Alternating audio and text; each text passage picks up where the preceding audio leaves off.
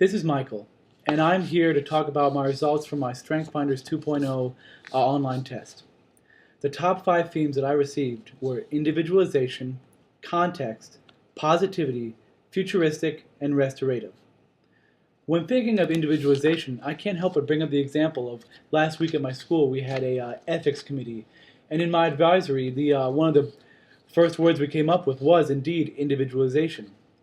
In my opinion, it's important to classify the differences between independence and individualization.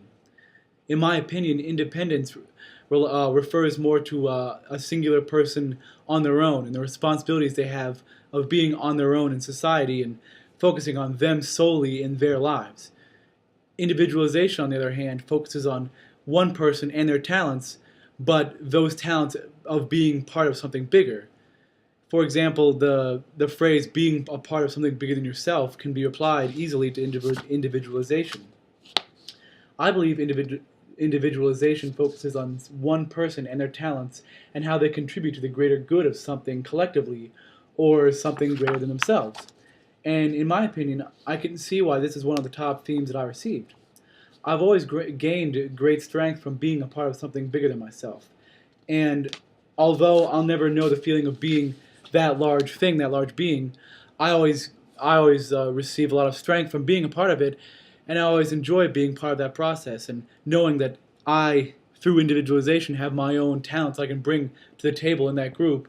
But at the same time, it's not all just about me. I can happily pass off some of the things I'm weaker at to other people, but also through individualization, I have my own strengths that people can rely on me for the greater good. The next theme is context, and when I first heard this, I was taken aback a little bit because I didn't know exactly what context meant. But if I read here, context talks about what makes me stand out, and it talks about that it explains how I can predict how people will behave and how problems will be solved. And when I think about that, that does describe me in some detail, because whenever I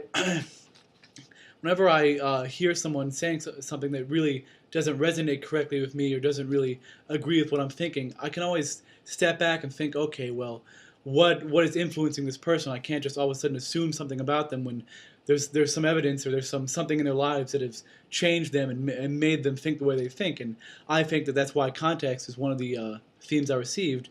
And I believe that yes, it can help me predict why decisions were made, how they were made, and what influenced people. And I think that's a very important theme to have in someone's life.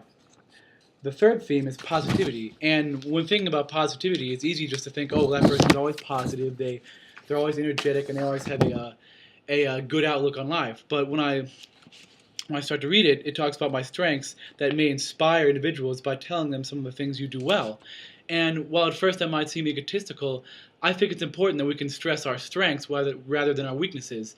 And I believe through positivity, if we, and myself included personally, can explain, well, these are my strengths and these are what I focus on, and those are your strengths and those are what you can focus on, I believe positivity has a very important is a very important theme in our society.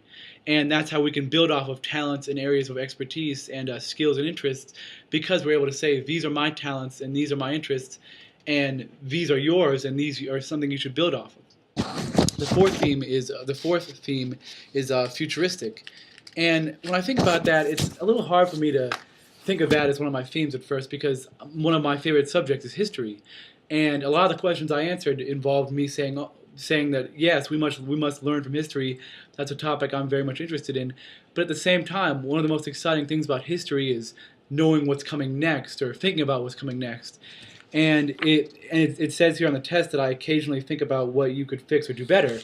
And I think that does have a lot of context in my life, and it should have a lot of context in a lot of other people's lives, because as we go through life, we can't always just reflect on the past, we can't always just focus on what's happening in the present. I think, in my opinion, and I know how this works for myself, that I should put forth some effort into thinking how I should plan my future and how I should find it fascinating and how I should put some effort into making it better for myself, and also how I might be occupied with what you can accomplish in the coming months, years, or decades. And this doesn't always mean that I plan day by day, week by week. I believe that this futuristic theme just resonates with me because I'm able to think of just in a more broad sense what I want to do, not maybe in certain amounts of time, but just in the future as a whole. The last theme I got was restorative, or restorative, and I didn't exactly know what to think about that. But after reading it, it talks about the things that I spot, that occasionally I can spot things that need to be fixed, and I'm hardwired to see certain kinds of flaws and to detect specific opportunities to change for the better. And at first that might be thought of a negative thing, saying, oh, well, you only focus on the negative things.